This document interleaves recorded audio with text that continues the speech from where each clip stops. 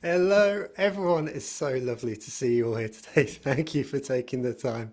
I've seen Michael dancing on his video already, so I think we're going to have a lot of fun today.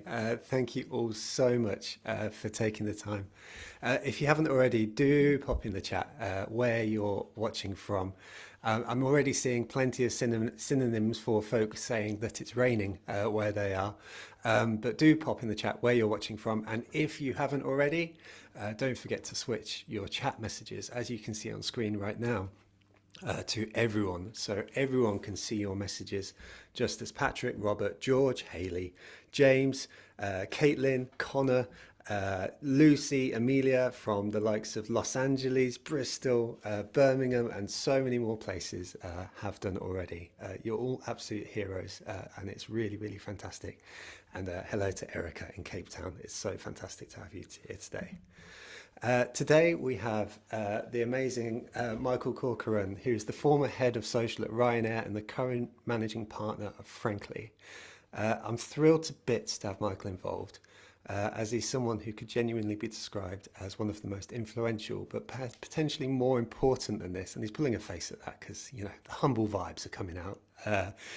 Uh, Probably more important than influential is impactful people in social media marketing today. As Mel says in the chat, excited for this. Absolute legend. Said much better than I can. Over the course of these webinars, we've been chatting social media. And so while it's been great to get tactical, today hopefully we'll be speaking the business case for social media, as well as taking your questions. With that said, if you do have questions as we go throughout today's session, do pop them into the Q&A feature, which is found down below. That'll mean that Michael and I can get to those later in today's session. As a point of admin, when Michael actually comes full screen in a second, you'll see a little Easter egg as to the fact that there may be some swearing today. So I just wanted to put that up front. That's the disclaimer. So if you'd like to opt out at this point, then no hard feelings. Before we get going, I just want to say a big, big thank you to Nicole, says rightly, Michael, swearing, never. So there we go. Before we get going, I want to say a big thank you to this week's featured sponsor, who are Frontify.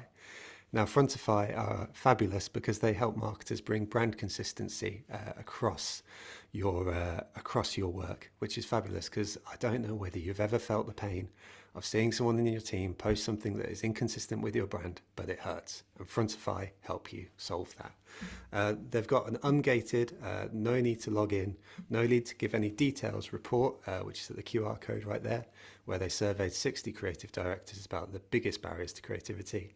You can find that right there. I hope you enjoy it. Also, a big thank you to Exclaimer, Cambridge Marketing College, Redgate and Score App. We'll speak about those at a later date. With all that said, let's get Michael involved. And I'm liking the chat comments here. We've got Rosie and we've got Deaglan who's saying, oh, swearing, we're grown-ups today, huh? And we've got un-effing believable. So let's get going. Michael, you're a hero, mate. Thank you for taking the time today. Good afternoon. Should we get going on just what keeps you coming back to a career in social media? Because it's hard. It's hard yards. And so I'd be interested why you stay in. It's a good question. It's probably because it's all I've known since I've kind of tore off the marketing bubble, since I kind of entered the world of marketing after a weird stint as a bouncer. The next stint is a degree in health science, and I'd little dabble in PR. I guess it was new. I become native to it, and being young and almost like Gen Zers of today, somewhat born with it more than the rest of the actual population that existed at the time. It's all I've ever known. It's all I've ever obsessed about, and I've had this healthy obsession with the content, platform, stories, and communicating. So it's not a complex, it's not a difficult answer. It's all I know, and it's probably the greatest opportunity for me to do and get the best return. So as we said before, we dialed in, Joe, so I can get back to farming as quickly as I can.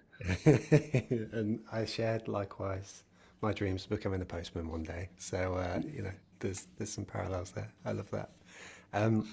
You referenced the bouncer job, and so I, uh, I like to think I do my research before these sessions, and I heard you speaking about being a bouncer in your Mm, university days, I think it was. yes. Um, so let's loop this into social media. So you used to be a bouncer. What would you kick out of the social media club if you could? Oh, kick out a social media club. It's probably people who are thought leaders in social media. I would kick them out immediately. People who are monetizing and creating newsletters for the sole gain of building a career in that space to allow more people who work in the industry talk about the work they're doing so we can all learn better, and not have black and white views and absolute views that these guys do just to make a fast buck. Sorry, not sorry. They're barred, they're banned. They'll never be let in Phoenix Nights ever again. If you're too young to understand that reference, sorry about that too. I think I caught Phoenix Nights on the DVD at my mate's house. I remember watching it as a teenager, which is um, but I guess that answer prompts a genuine question, which is one of the things that I really struggle with social media, and I don't know whether you're the same. Is that lack of nuance sometimes? So, and I guess as a someone who I would describe as a social media expert, even if you wouldn't necessarily put that label upon yourself, do you think there is genuine space for nuance in social media, like when There, we're striving to create on there? there has to Or be. okay, There has to be. And it goes back to, again, a ride or die for me. Like if you're not thinking strategically, especially even now on the platforms, hmm you're just adding to the cannon fodder and the sea of sameness that everybody's doing at a mediocre level. And I know that comes across as harsh, but nuance is important because if we all act the same, be the same, and behave the same in these news feeds, nobody stands out. We just become clutter, and it becomes even more difficult because we're not only competing with other brands, we're competing with other people on the internet, whether it's creators, whether it's public, whether it's your sister putting pictures of her mucky dog after a park walk, or the other example I normally give is your mum on her bottomless mimosa brunch with her besties. Like, it's a difficult space to win. So nuance is important to grab attention, stand out, and land a compelling message. And you see that even becoming more of a challenge. And like, I'm talking about this small little plug at a TikTok Central Europe event on Thursday, where there's a great British strategist out there called Eugene. I forget it. His surname could be Mulcahy, but he talks about trend inflation and culture flattening. That hmm Ryanair kind of were the exception back at the time a couple of years ago, and not the norm. But many brands are becoming more nimble. They're getting more license and more freedom to be more responsive to things that are happening at the speed of the internet. When it comes to trends, but what's happening now is, yes, you're jumping on that trend. Yes, you're inserting yourself into it, but are people really remembering you, your brand, or your message, or are the algorithms just feeding your content to them because you've tapped into that trend? And yeah, that becomes the most interesting challenge. So we moved from a sea of sameness of corporate vanilla bullshit content, which some brands are still on the journey of becoming social first, to now another challenge of, trend flattening and, hmm trying to stand out within those moments, because the window of trends have gotten so small now that the second one or two brands insert themselves into that moment, it becomes boring and uncool. But now everybody's trying to get there faster. It becomes flatter, even quicker. And even if you do go in there, it's a challenge to stand out.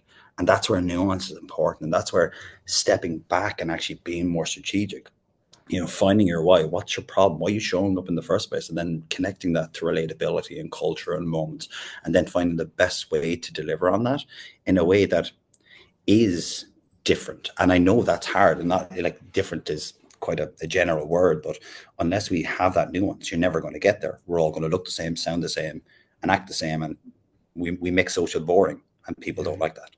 yeah, fully. Well, it's so interesting because I guess what we're speaking about here is a version of good old-fashioned positioning, right? A Yeah. company being able to show up in the market and be differentiated or distinct from one another. Therefore, customers are able to distinguish yourself in the market at a point of buying.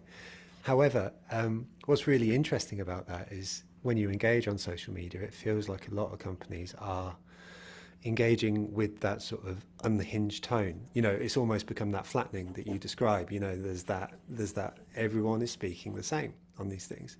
So I guess there's so many questions that come off the back of that. But like, it strikes me that that unhinged nature is almost becoming the vernacular of social media. This is how brands should show up on social. And your body language is picking up on this, so I'll shut up now. Yeah, I think it's a lazy Hmm. attempt at trying to deliver and learn from what some of the brands have done. Like Okay. Ryanair, Duolingo, certain brands are the exception, not the norm. That tone Yep. and that approach came natural. There is this kind of original legacy of this conversational tone that everybody speaks about that's quite different from normal advertising. That is this origin social tone. And I think it's born from credit John Thornton in his innocent days, now working at Surreal. It's just it became this go-to reference point of this is how you speak. Um, it's become really difficult to find yourself and position yourself and evoke an emotion. There's more of ways to do it than just shitting over people or talking unhinged. Like again, look at the hot topic right now. It's it is like not everyone's looking at nut butter. Nut butter spent the last year trying to build that consistency over time, and they're being, I guess, unhinged for a reason. There's a method, there's an audience, there's a type of people they're trying to reach, and there's purpose behind their thinking, the positioning you go on to. But just because Nut Butter, Duolingo, Ryanair, and everybody else are doing it doesn't mean you tackle it in the same way.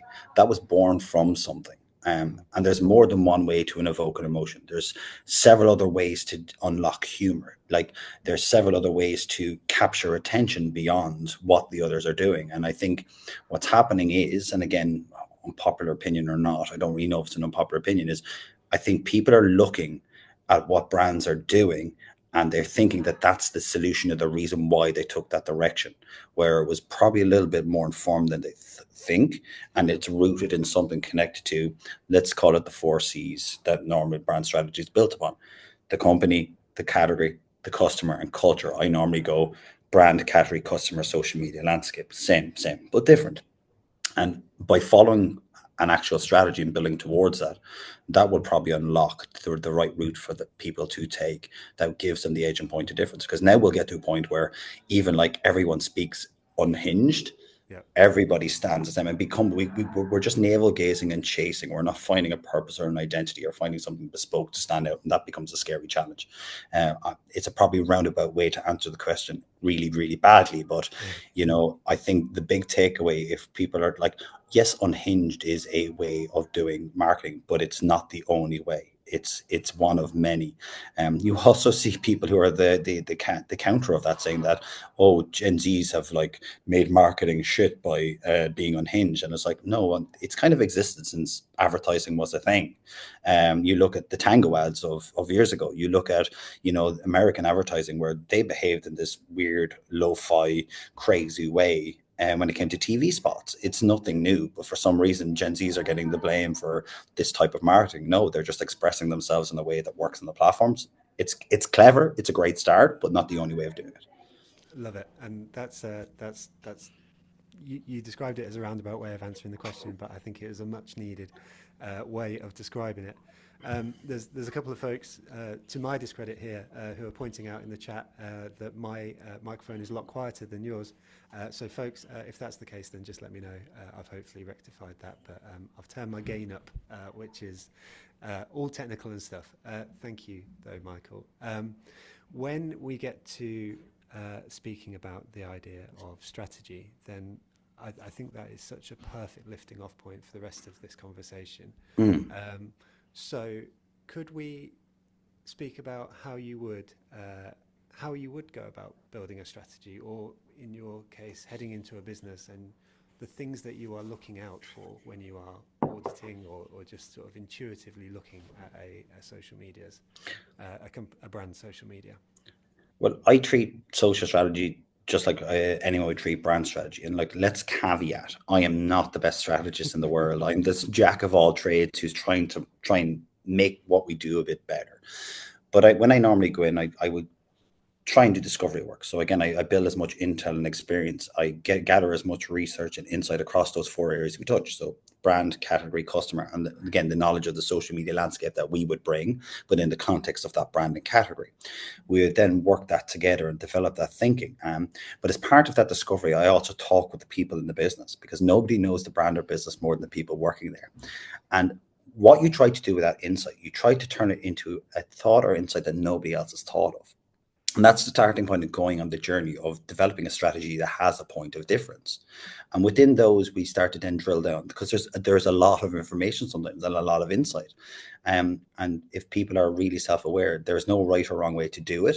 And you could have 10 strategists come into a business and they both unlock a different insight in a different way, and express it in a different way. But what we would do then is, with that insight, we would drill that down into what we would call 4 core insights, which would be one really interesting statement or opportunity or gap or problem that is across company, category, customer, and the social media landscape. And from that, then we start to identify, well, what is the one, maybe two really big problems or opportunities that we feel social media can solve, or how does that manifest in the world of social? We then think about, how do we think it can work, and how do we think can we make it a success? And when we try and answer those problems into statements, we then start to construct a strategy, and then that strategy is a statement. And it basically, in that strategy, it answers how we do it, not anything else. It tells you how we're going to solve those problems in a way that gets us from where we are now to where we need to get to next.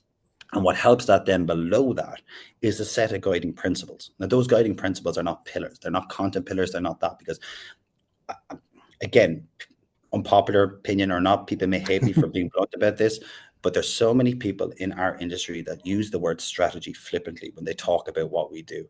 And Mm. tactics are not strategy, and it annoys the shit out of me. And again, caveat, I'm not the best strategist. So even some of the words I might use now are absolutely ridiculous. And we might get in the comments, you're full of shit, Michael. But what we need to ensure is, like, strategy to me is, what is a problem that we're trying to solve, and how are we going to solve it? And within that then are the guiding principles, which I talked about, which are the spine, or the things that we need to constantly reference and go back to every time we think about how we use a platform, how we develop content, how we maybe community manage. That becomes the things that make sure that we are trying to solve that problem that's in that strategy statement. We then bring this down to a really tight, what we call a strategy on a page, that you print out, you present, you get buy-in, you try and convince, you educate, you maybe put it on a pretty tote bag and that they can wear it going on their commute to work if you want. It's something that everybody follows. And even if that strategy is 50 or 60% right, once everybody's bought into something and we're all aligned and moving in a good direction going forward, you'll try and do something or cut through or do something different. Then once that's kind of bought in, then we go into execution mode. And that's all about then building platform strategy, content strategy, tone of voice, style guides, and the operational model of how you actually make it happen.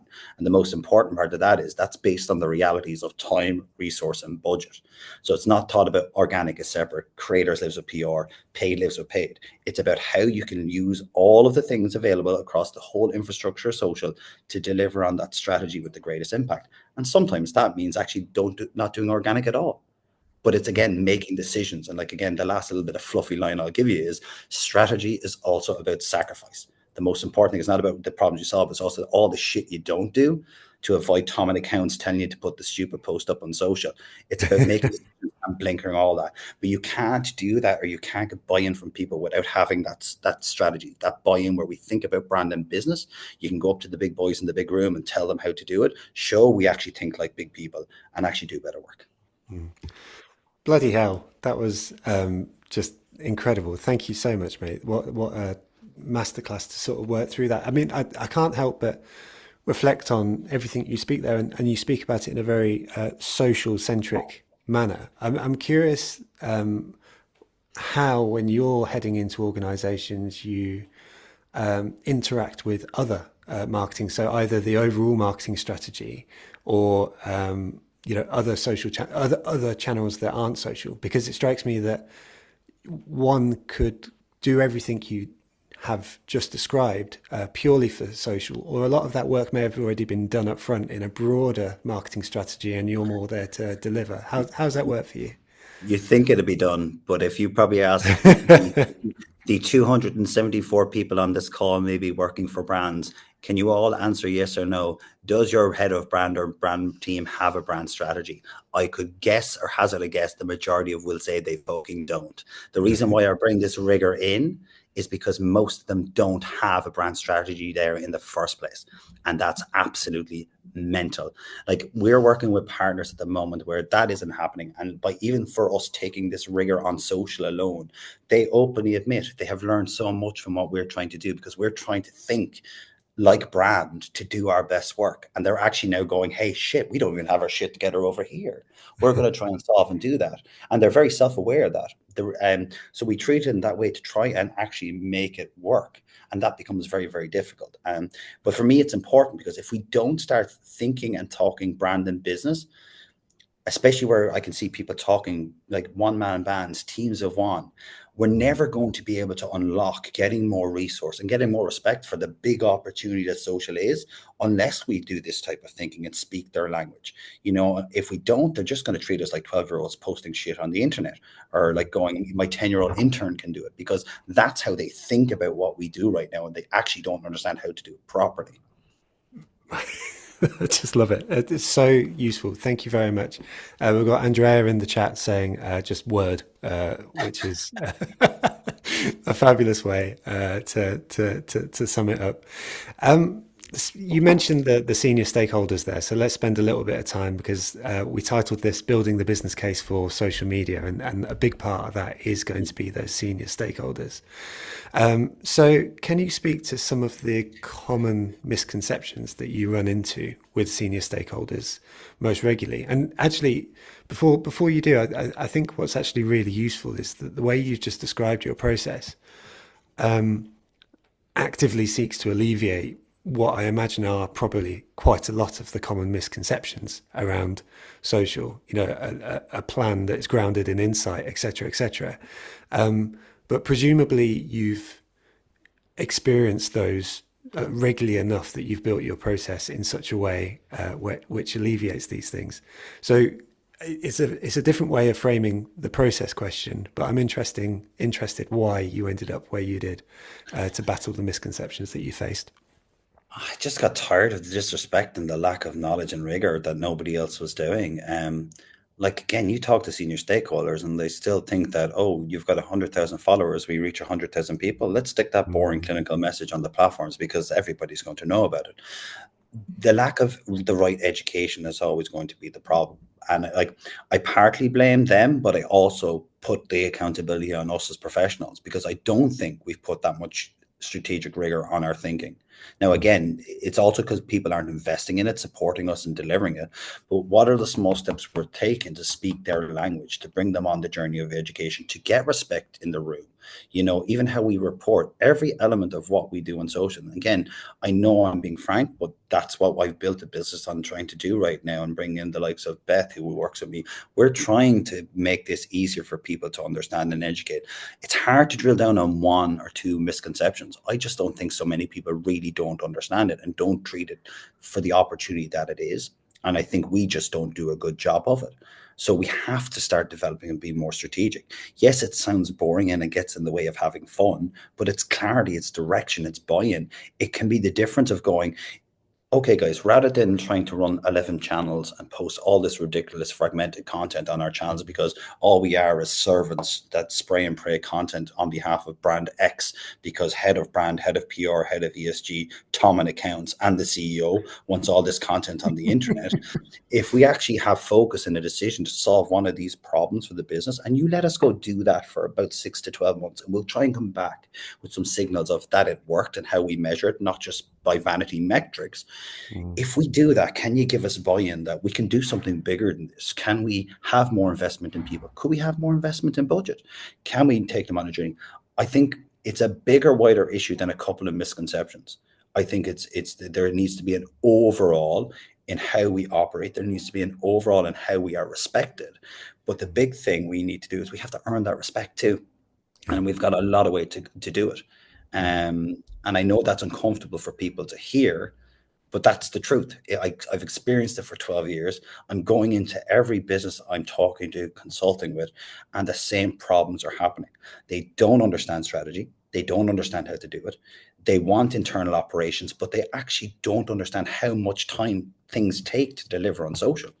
I'll give you an example. Like in most of my strategic primer slides, I break down if you want to do this at a basic minimal viable rate, you might think it takes this time, but this is how much time it takes. And I literally break down by the hour what I think it takes to deliver the basic minimum required for a two-person team.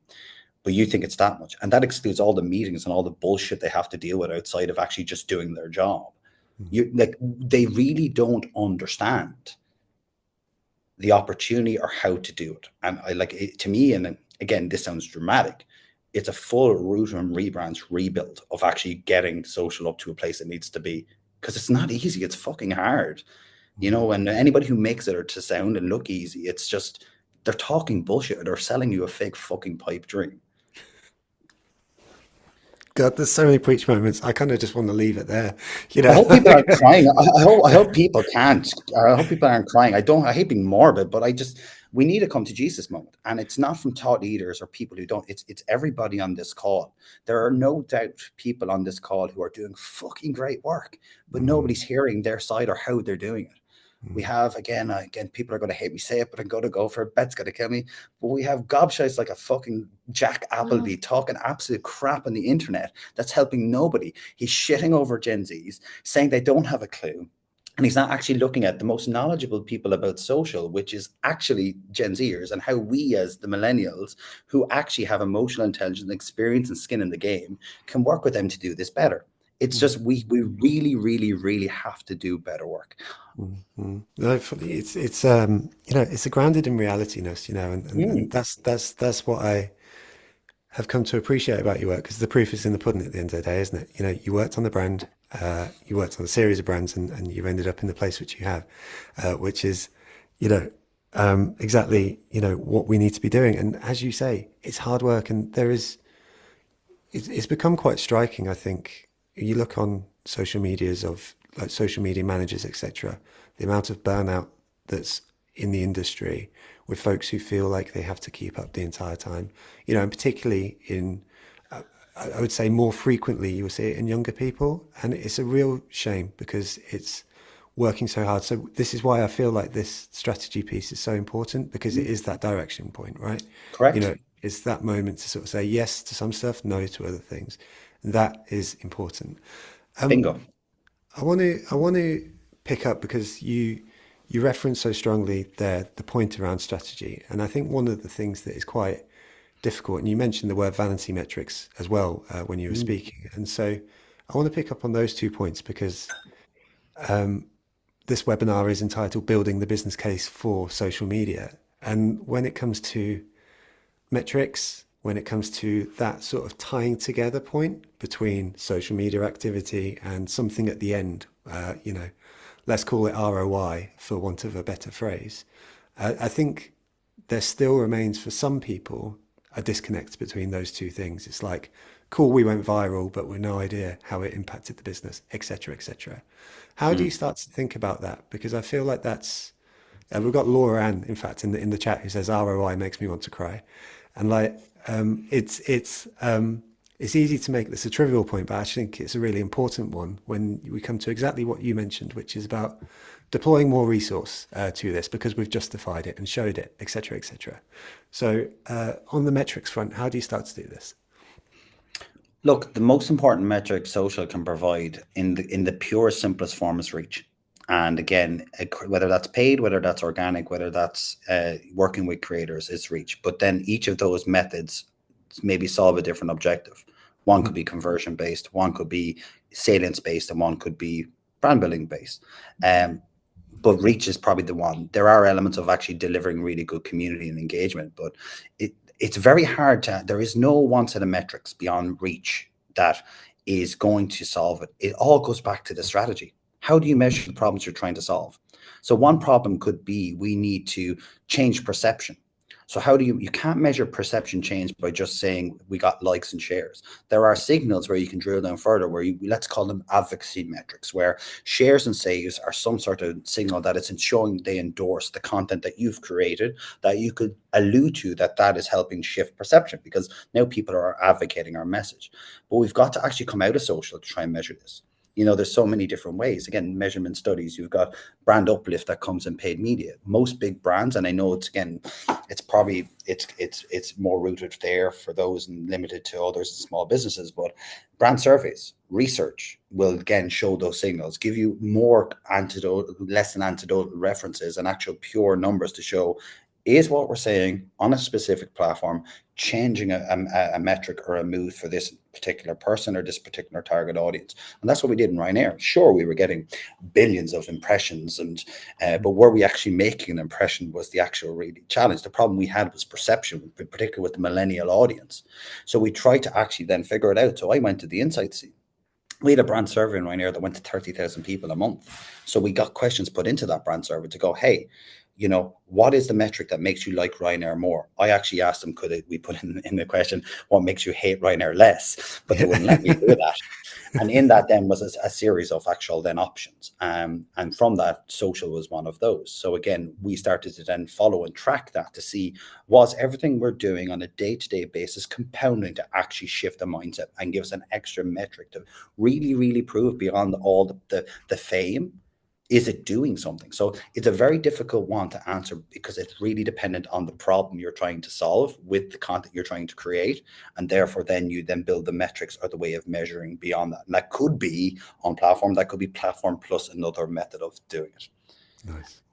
That's perfect. Thank you so much. And I love the way that you've tied that into your earlier answer about that statement, because I think by, you're just putting the bow on the whole strategy thing. But, that I think it is really, really important to pick that up. And if it's only mentioned once, it'd be easy to miss. But the fact you gave that example as you did is so, so useful. So thank you very much. That's really, really helpful. Folks, while we're here, I can see that there's 10 open questions presently. If you have a question that you would like added in, then please do pop it into the Q&A feature, and I'll make sure that we get these to Michael. If you see a question that you like in the Q&A feature, then do give it a thumbs up, because then we can make sure to prioritize those questions as well as we head towards sort of the back end of the second half of today's session. But hopefully already this is incredible. And I've got Mel in the chat just saying the ROI on my personal content is attention and good vibes, and I'm okay with that. And I love that. If that's solving your strategic problem, Mel, you're doing the right thing. I suspect this might be a short answer, because I think what you've actually answered, really, I feel a little bit silly asking this, but I think it's also an interesting question to ask, given your context where you were reaching billions of people. Is your view on virality and its actual usefulness? Because I think what we've established here is that you work so strongly to solve a strategic aim, and that is important. Is there any benefit to virality beyond solving that strategic goal, or is it just like eyes on the prize? Let's keep focused on that one thing and that one thing only, and it doesn't matter if it goes viral or not. It depends. Again, I mean, you'll get it depends as the framing for every answer I have. Because if you're a startup where your objective is solely awareness of the brand, mental availability in basic marketing terms, well, then it is important. And then everything you should do is try to get as much return on investment of reaching as many people to be mentally available as possible. If you can then start rooting in compelling messages, emotional triggers to try and then make people consider you as a brand or business, that's a benefit too. But I'll give you an example. I'm working with a partner at the moment who's a retailer. They have a marketing budget of 24 million per year. Not a bad sized budget to work with. But what we got through, they were spending so much time and previous kind of thinking of brand fame on social where they didn't need it. They were running, I think, 24 TV campaigns a year, which is on average one per week, with high frequency across most TV stations. They were having out of home in probably every touch point in the country. They were having radio ads, TV ads. So reach was not their problem. It was actually cut through. So therefore, we shifted their thinking on strategy that we actually needed to deliver less messaging, and we need to focus on a way that utilize that reach to change a message or change a perception. And that Mhm. became then the focus of success.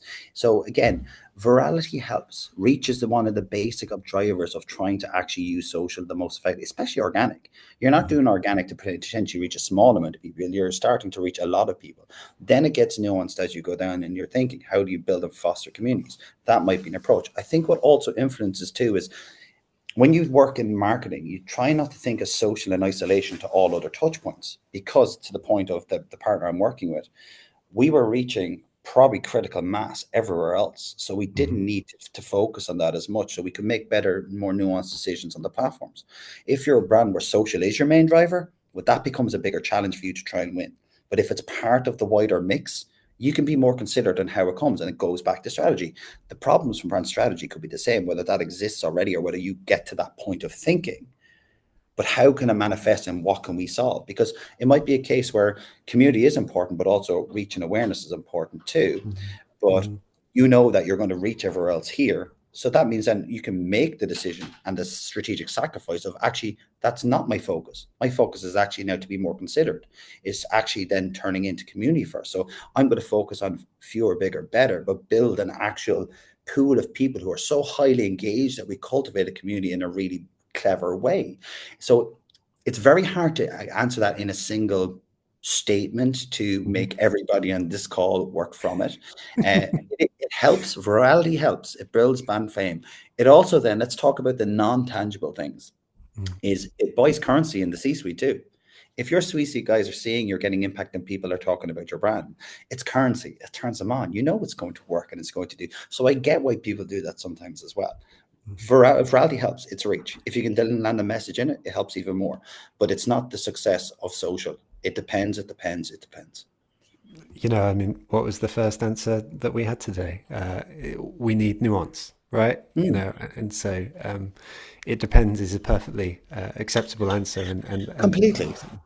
And it doesn't uh, have to be over engineered either. Like, again, I'm can be the worst engineer of things sometimes too, but um you like strategy is getting to a simple point of view.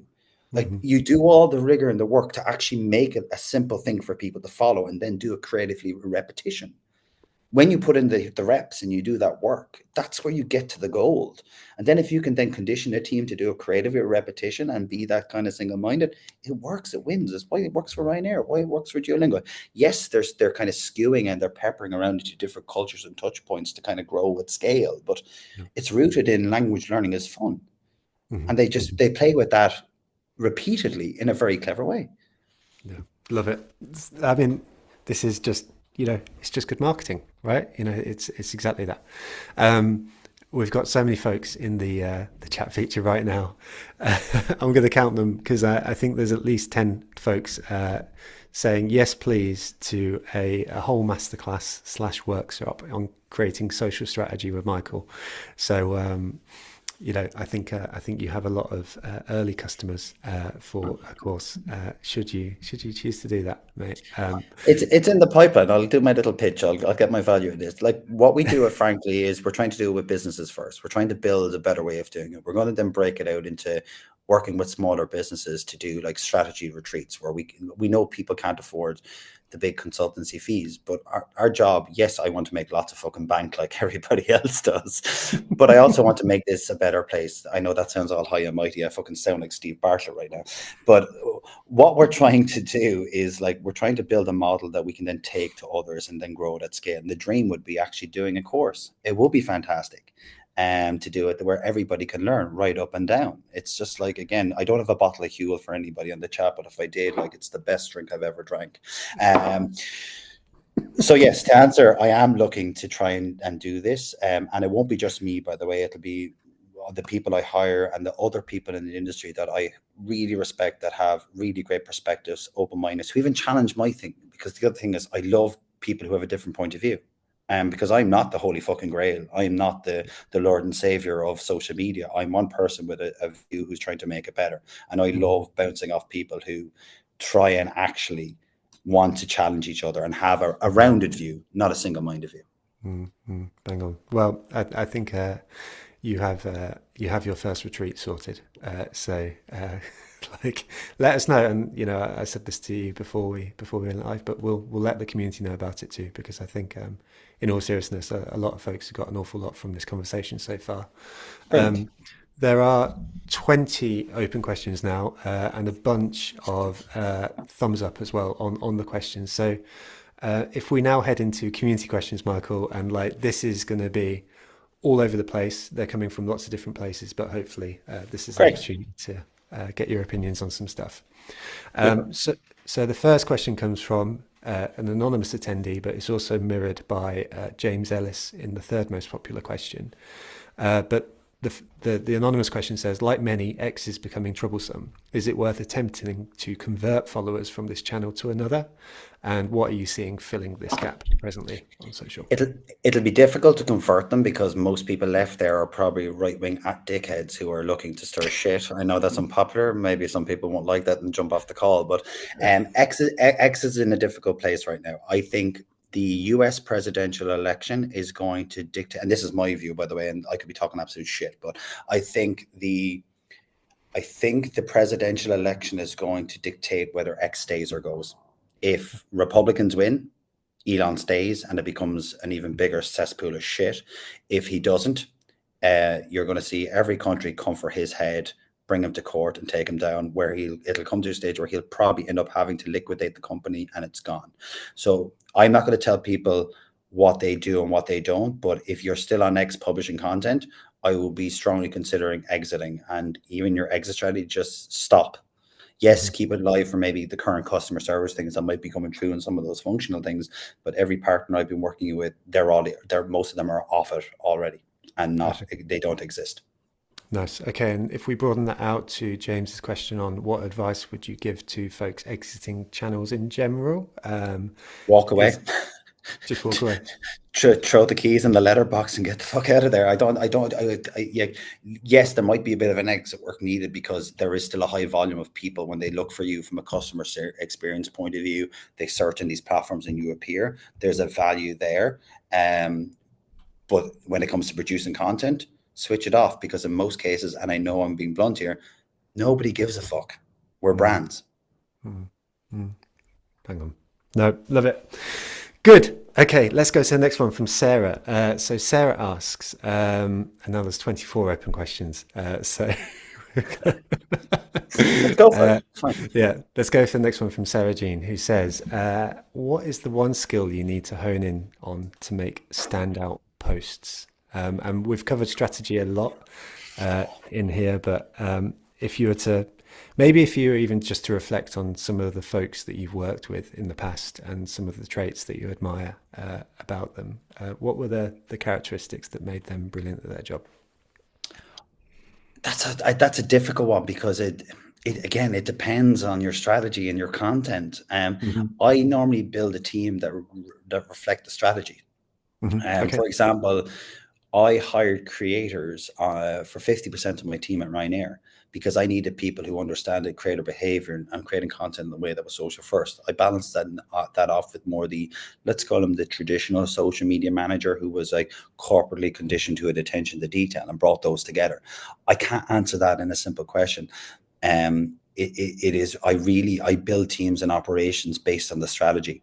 And like what I do in my work, like take for example with a partner I go into, when we develop the strategy, simultaneously we're doing a root and branch review of the organization and the operation, whether that's internally or externally. And we do one of three things: we reorg if we think it can happen, we retrain if we think we can happen, or sometimes, in most cases, and I know this is tough, but it's business, is we rehire for them because you mightn't have the right team to execute on that strategy and you can't operationally deliver on it. So it's a very hard one to answer. But in the context of Ryanair, I built the team over detail oriented, creator first. I brought in a mix of skill sets that complemented each other. And then we could build a high performing operation off the back of the mixed set of skills. It wasn't a case of I needed 7 Michaels. I needed a Connor, a Lily, an Amy, a Megan, a Bill, a Leticia, Camilla, all of the names of the wonderful people I hired. They each came with strengths. They each came with developmental opportunities, and they all learned off each other. But the combination of all their beautiful misfit brains and thinking made the team what we had, and I just don't think we would have reached any of the heights of what we did without building that team based on the strategic needs. I don't think that's a trivial point to make. You know, like I think that's actually a really, really great insight, and actually not hugely obvious. And I say this as someone hiring right now, in the sense that we are hiring for someone who fits the cultural characteristic of the marketing meetup, as well as Mm, tasks that we would like them to do. But actually, to have that additional layer, I mean, of course, we have a strategy, but it's more implicit rather than overt, in the sense that when you're speaking about hiring, you're saying we would like to achieve X, and therefore we're going to do, uh, we're going to hire these people. I find that fascinating. So thank you. That's really, really useful. Um, let's take the next question from Mel. I'm going to ignore the first two for the meantime, and head to the third most popular question, because I just need to read the first two and make sure we mm. haven't covered it so far. So Mel asks, you mentioned you've been obsessed with social media forever. How do you manage to separate work and non-work and keep a healthy balance? Is it even possible? I don't do a very good job of it, being completely transparent. And that's what I'm learning so much from the younger generation come through, because they do an exceptionally good job of compartmentalizing work from life. I am a millennial who has been brought up and raised on the slog of corporate, and I've slowly built bad habits, but even on social too. I find it incredibly difficult to switch off. I'm trying and looking at ways to do it, but it's probably in this current form become even more difficult because now I'm trying to build my own business off the back of it. So I need to be like knee deep in it. Mm, It's very difficult for us. I struggle to try and find out. I do think, again, it goes back, and I know it goes back to strategy, purpose, decision making, that once you have that focus, you can start creating boundaries and compartmentalize. Other than that, it becomes a greater challenge to switch off. And I'm probably not the best person to give advice for that, because I would be a hypocrite.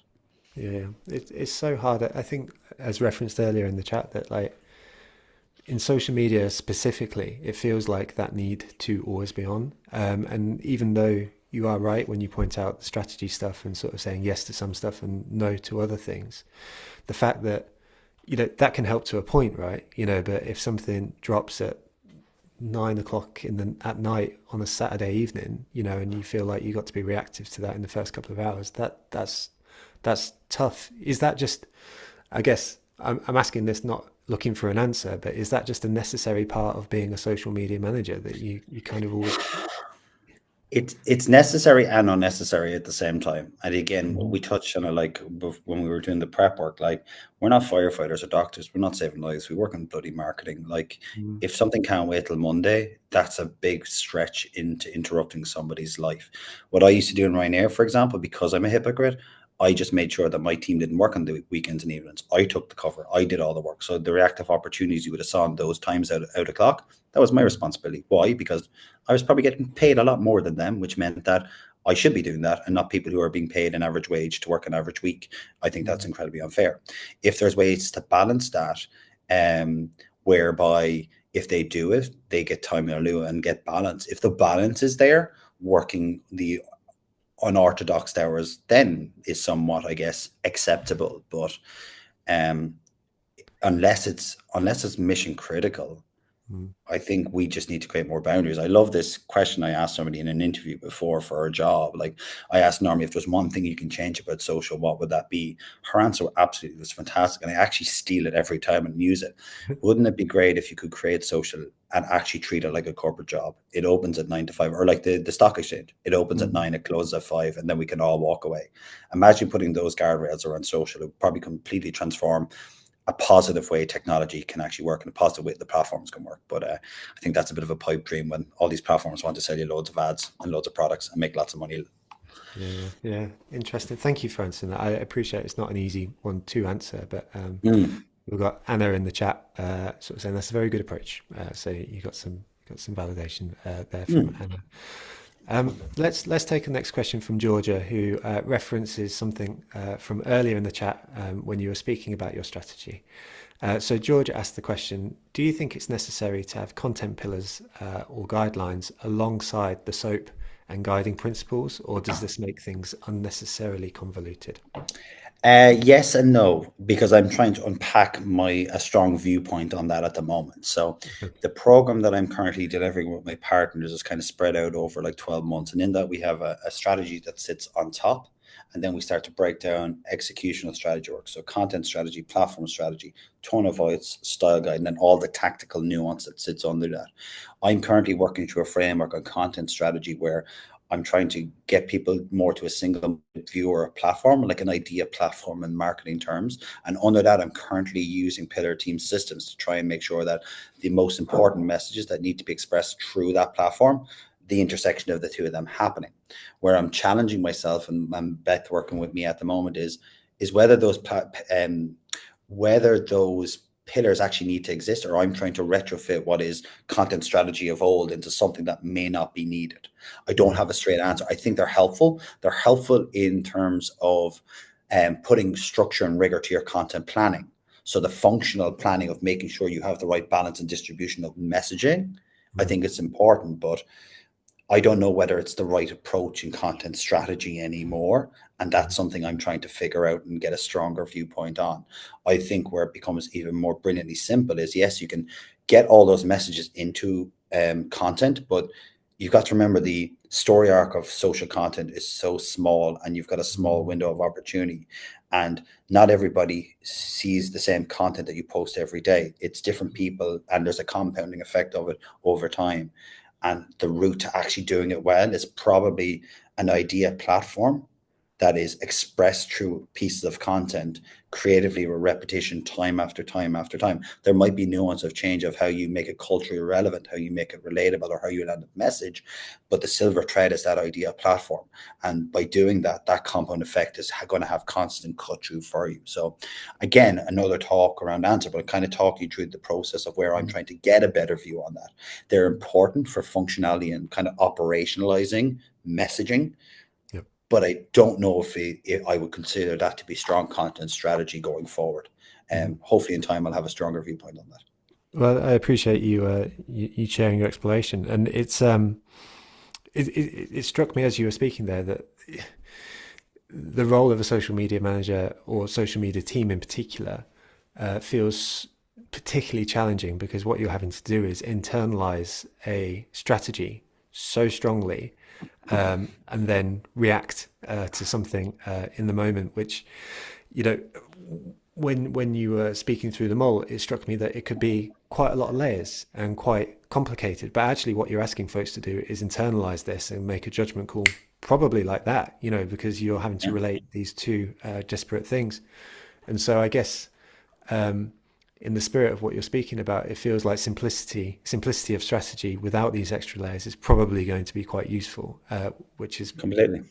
probably why strategy on one page is a helpful place to get to. And it might sound over engineered at first, but and it will Mm. slow you down at first. But what's great is when you go into operational mode and you look about you and the other people around you and how you actually bring this into a system, conditioning happens. It becomes second nature. The strategy Yeah. comes off the page and into the brain. You Mm. start figuring out how you either do it individually or work together with others to actually then do it. And it becomes innate, it becomes faster, it becomes inherent in your thinking. So you spend less time in trying to force how do I strategically land this message with this moment in culture to there's the moment in culture. Is this the opportunity? I can work, kind of develop my idea, condition it faster, and actually then move. And it does get better. Like when we did it at Ryanair, it was like it took 6 months to get to that eureka moment. Like we were failing lots and Mm. okay with that because we were learning and speeding up, getting better at it. And when we got to that point, we were humming. It became second nature. It became, and the speed and the timing of what we did got better and better every time. Yeah, love it. And I guess this is in the spirit of Teresa's question in the Q&A, who asks, can we develop and implement a strategy in small steps over time if we don't have the capacity to do it all at once? And if yes, what are the basic steps to take? And I guess you've already explained your model, so I don't necessarily feel like you need to do that. But with your last answer, you spoke about a very iterative process that sort of got better. So do you start with a more basic thing and then flesh it out, or do you go full hog and then sort of rein it in over the course of time? I think it depends on your business. And then this is where, like, and again, this is where I've learned by failing and what I'm doing right now. I worked with a startup who were trying to move fast and accelerate fast, but I was trying to take them through a slower, thought out process, and it didn't work for them. They had a small team under pressure to scale fast. I would probably focus on trying to get a footstep and actually doing simple social that would work based on intuition or thought, or fastly doing it was building to a point of strategy. But even your strategic thinking, it doesn't have to be war and peace. It doesn't have to be 6 weeks of frameworking. It can be fast tracked, but just there's an agreement, alignment, there's a decision made on what you do and some simple steps to do it. You can try and build it and then iterate it when you feel that you've got momentum. So it can be done relatively simple, but like once you're given room to breathe. Like, and again, I know this sounds harsh, but whether you're big or small, if you stop posting tomorrow, nobody gives a shit.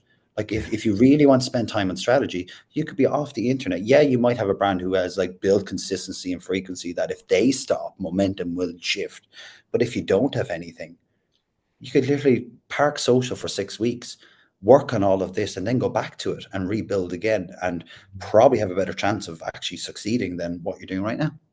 Yeah, yeah, bang on. And it strikes me with the steps that you spoke about, like, again, it's marketing fundamentals, but that you spoke about an insight earlier on.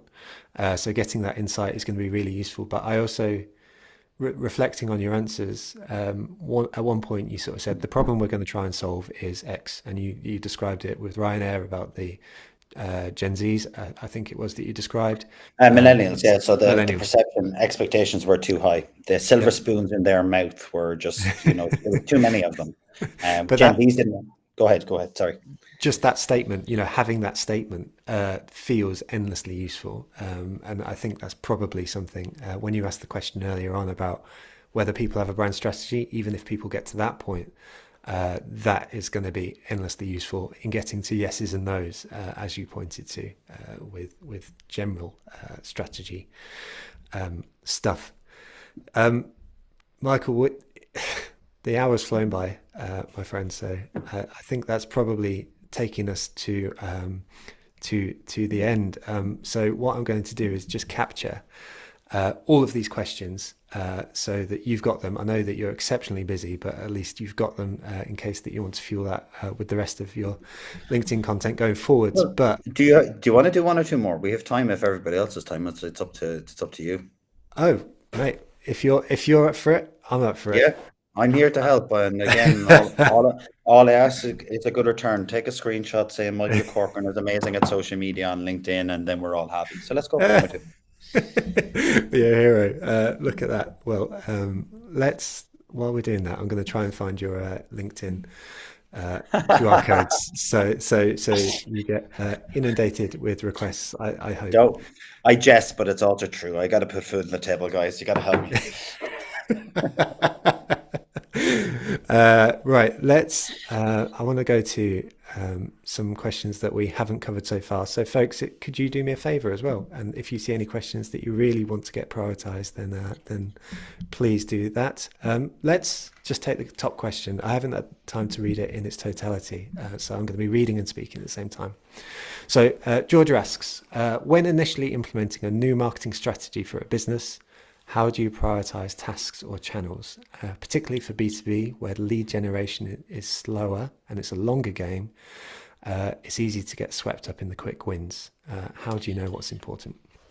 I always start with the strategy, then I move into platform strategy mode. There's a period where we just naturally let things happen. If there's existing channels that exist, we let them go. We push, we get the best set of content across multiple channels. But through that platform strategy, we start to make decisions on a channel hierarchy. We start to think about, what priority, secondary, or exploratory channels we want to do, and we prioritize based on time and resource where we think is the best opportunity to insert ourselves. What intel do we have that is the best channel? Is that based on demographic? If it's based on insight, is it based on experience that we have? And then we start to make decisions on what we focus on. Because again, we can't be all things to all people. We have to make decisions on what is the best place to go. And I'll give you another example. I'm working with a partner right now where their audience is actually business and leisure travelers, but they are they at first thought TikTok is a priority place for them. And again, it is a huge channel. It is a great place to reach. But if we want to find ways to show impact and accelerate and reach the right people immediately, we were like, you're missing out on a potential opportunity by focusing on LinkedIn. There, your core audience lives and breathes there. That doesn't mean we have to be corporate Joe with white shirts and best wishes in your new role, or congratulations on your 5th anniversary at GlaxoSmithKline. It is a huge, exceptional creative place that's on tap, that we were like, no, if you want to move fast to get impact and get buy-in, we need to think about how we truly prioritize channels, and we prioritize it based on the strategy, and we then deprioritize everything else. Yes, we understand the opportunity of maybe other channels and the success it has, but could the compromise be we just cross post the same content that we have tailored for our primary channels, and then once we start to prove impact, once we start to build a method, once we start to find efficiencies in our day-to-day and how we operate, does that free up more time to focus then on other tactics, on other channels? Then we make that decision and we push forward. Love it. Thank you. I mean, like, it's one of those challenges that is perennial for so many folks. So again, that prioritization thing speaks to a lot of folks. Folks, the QR code is right there. If you're not already following Michael, then please do, or drop him a connection request. It would be nice to break his LinkedIn for a little while. So let's go to, actually, I'm going to ask a really naive question here, but I'm consciously asking a naive question. Hopefully it doesn't insult you too much based on the past sort of 63 minutes of conversation. I am going to fully accept strategy and the need for strategy and everything that goes alongside it. But what we've also done in this conversation is acknowledge an example being X, where there is a social media platform which is in decline and a certain demographic are on it, and therefore it may be something that folks would not like to engage in. Accepting that that is an example of speaking about channels in generalities, where are you seeing like opportunities in general, accepting that it may or may not fit people's strategies across the social media channels presently? Because I love LinkedIn, but I'm not on TikTok, etc., etc., etc. Is that a really naive question, or is it? No, I think like interesting channel. LinkedIn is one of those channels. I think people have neglected Instagram. I think Instagram is the biggest fucking machine on social that I think we're all sleeping on. I could put an entire team of 6 people on Instagram alone for one brand, and we still wouldn't be delivering the opportunity that's there. I think LinkedIn is one. There are interesting ones where obviously there's a shift in how we actually behave on social. So it's best self gone to real self. Now it's gone from real self to sharing with smaller groups and communities. So you're seeing community-based platforms winning and growing and being interesting places. You know, Discord is an interesting space that people are really capitalizing on. And also, again, a funny one, which is interesting, is CapCut. Right.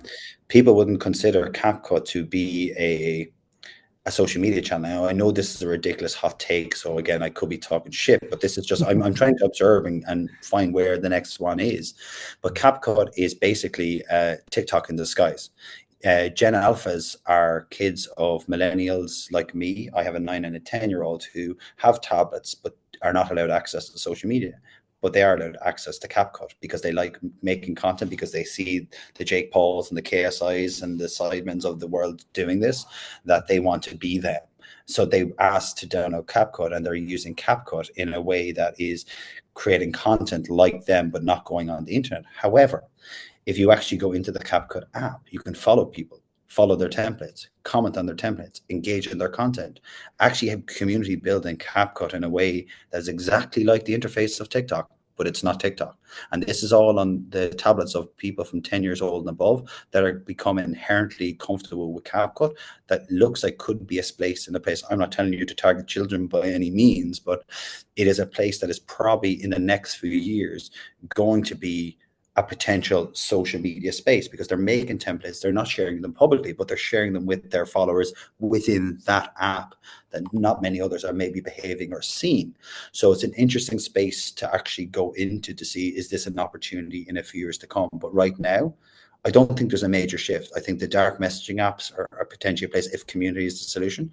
LinkedIn is a no-brainer. I think if you are actually polarizing different on LinkedIn, organic reach is huge. The introduction of whether people like it or not, video in the form of TikTok and LinkedIn, I wouldn't get too worried either, because you're seeing they're two different feeds. And it's a bit like Instagram. You've got Yep. Reels feed and you've got the other one, which it makes it provides more opportunity. So to me, is if you focus on those two, they're really good opportunities to win, even though, TikTok is a challenge for someone that's quite saturated, and it's a very difficult place for brands to win.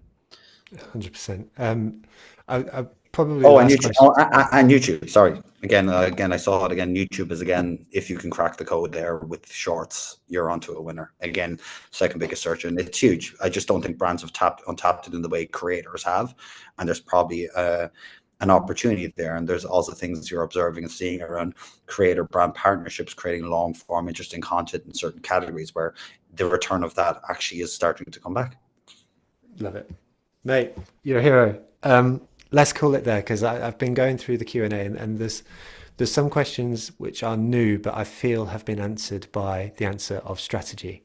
And so I don't feel like I want to sort of make you say that in lots of different ways. And the questions have come in sort of earlier in the chat, just so the community's aware. So, like they may have been asked at that point. So, Michael, you are a legend. Thank you very much. It was endlessly interesting to get that sort of grounded reality of social combined with some real sort of up-to-date information. So thank you very, very much. I'll just quote this last one from you, from Jenny, who says, "What an incredible hour. You've revitalized a very tired social media manager here. Thank you, Michael. Brilliant," in capital letters. But there are so many of these comments mirrored in the chat as well. So thank you, mate. That's endlessly appreciated.